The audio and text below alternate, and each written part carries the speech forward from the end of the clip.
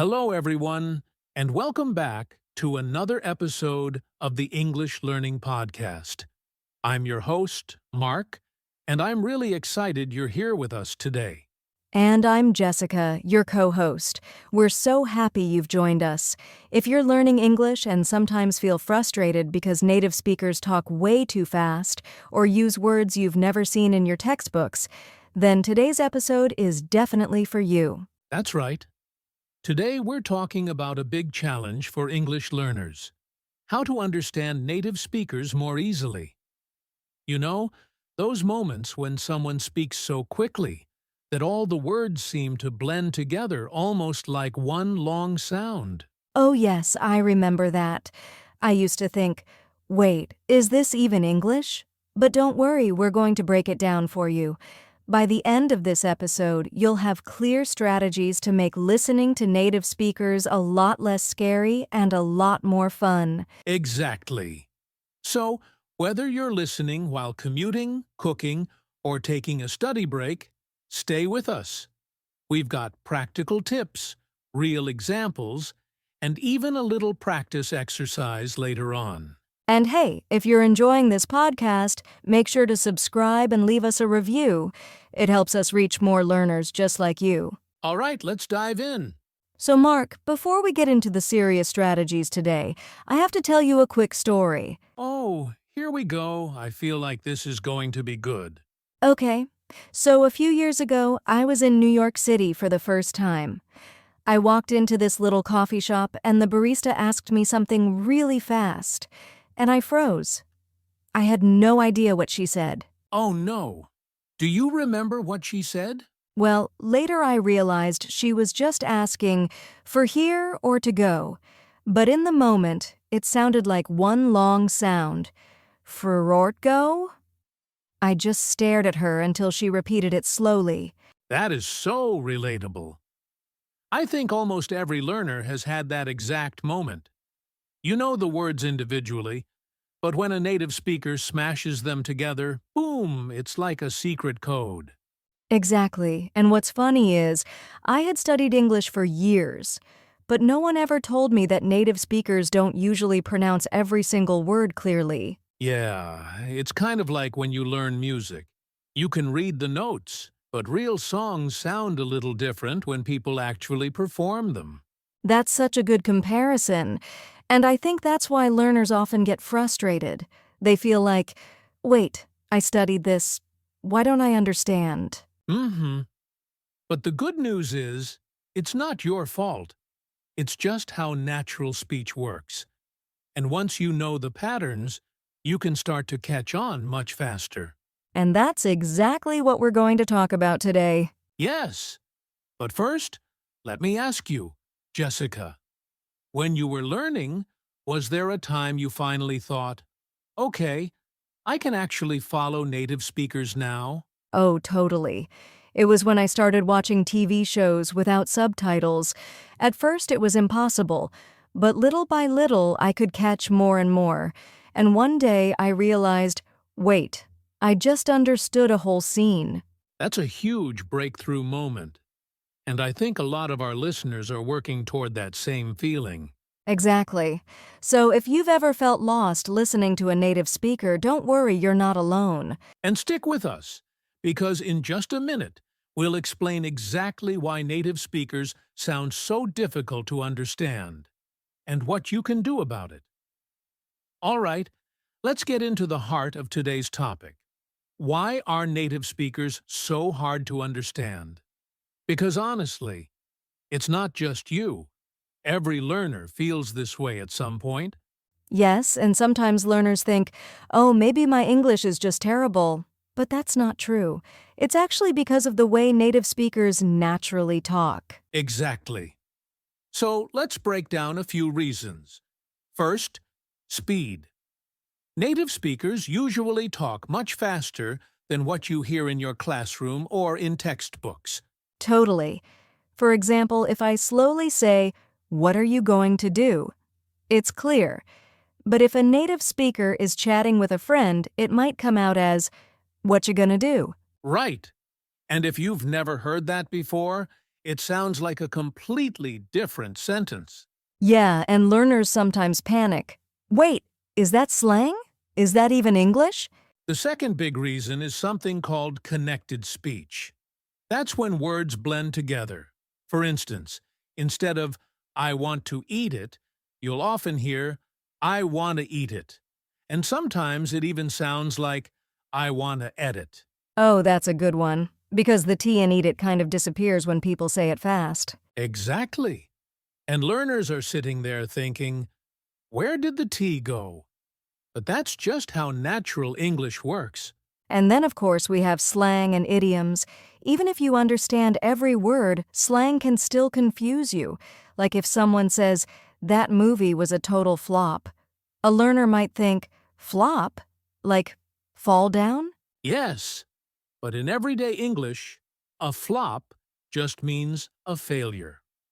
So unless you know the cultural meaning, you might feel lost. I actually had a funny misunderstanding with slang once. Someone told me, break a leg, before I gave a presentation. And I thought, why are they wishing me pain? Yeah, that's a classic.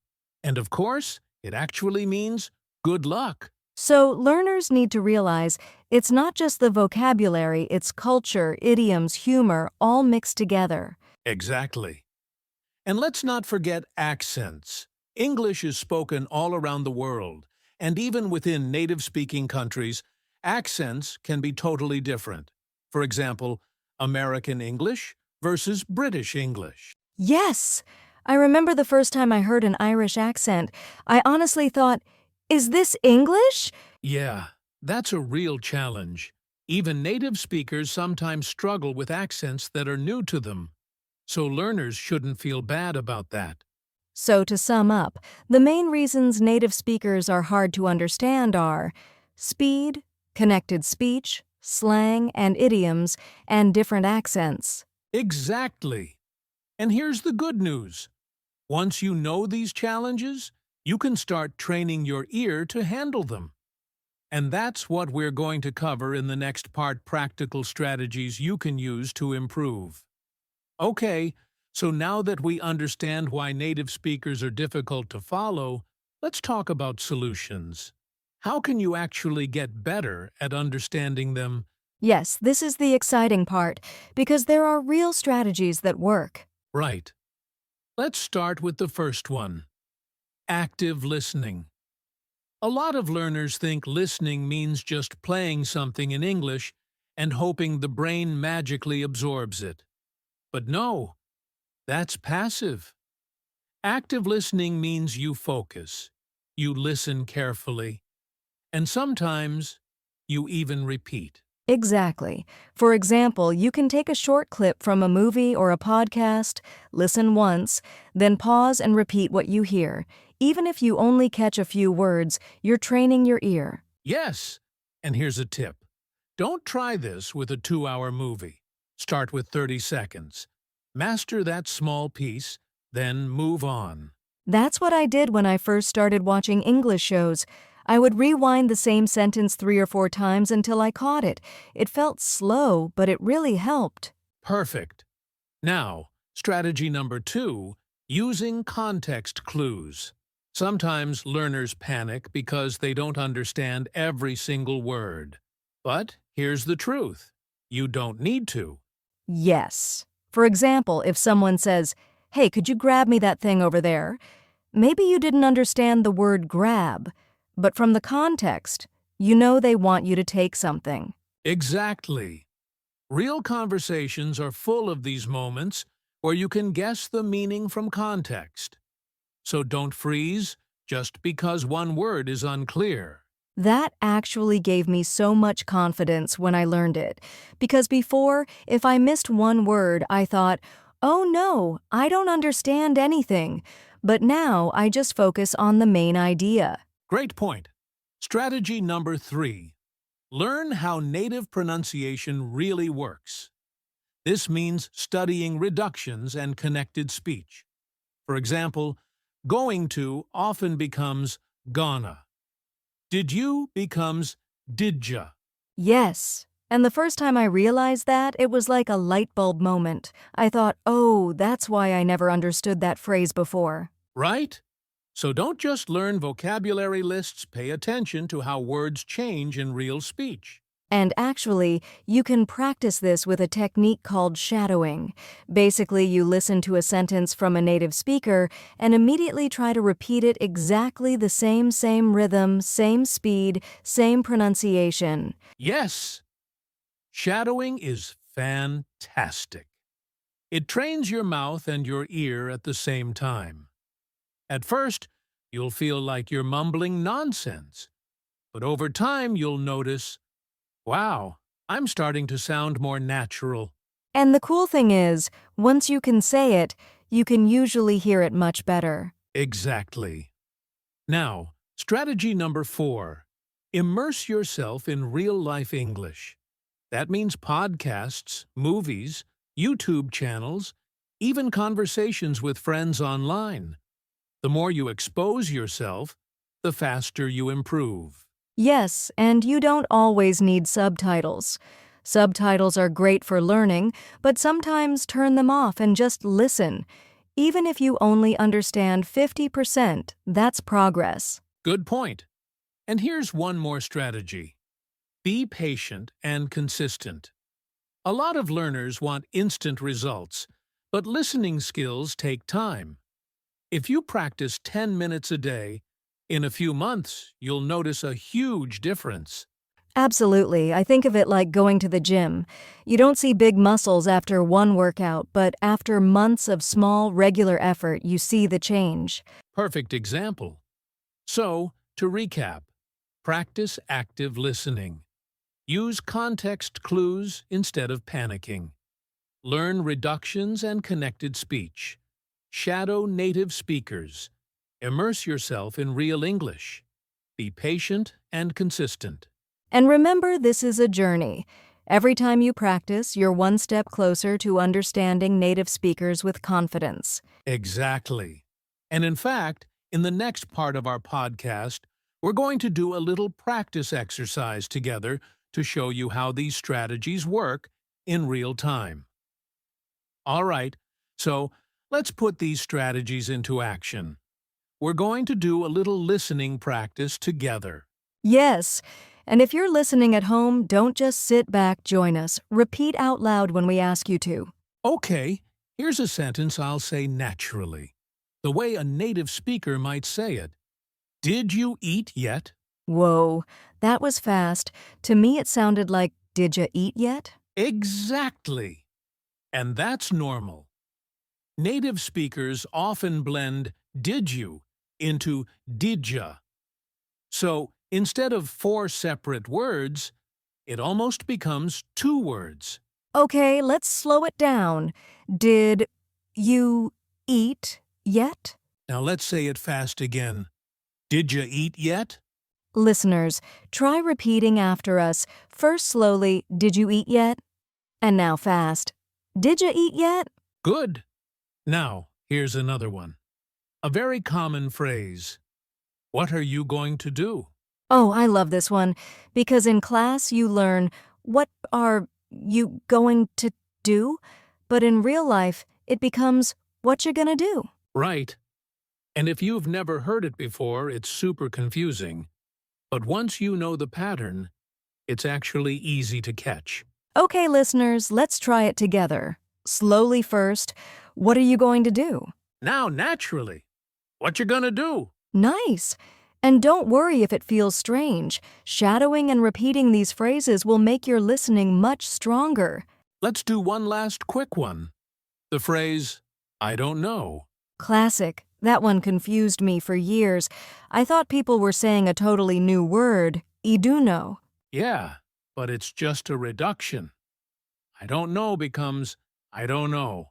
All right, listeners, repeat with us. Slowly, I don't know. And naturally, I don't know. See? These little reductions are everywhere in native English. And the more you practice recognizing and saying them, the easier it will be to understand native speakers in real life. Exactly, so don't be afraid of fast English. Just train your ear step by step. All right, before we wrap up, let's do a quick Q&A segment. We often get questions from our listeners, and one very common one is, do I need to understand every single word a native speaker says? Oh, that's such a good question. And my answer is no. You don't need to catch 100% of the words to understand the message. Exactly. And this is where a lot of learners make a mistake. They get stuck on one word they don't know, and then they miss the rest of the sentence. Yes, I used to do that all the time.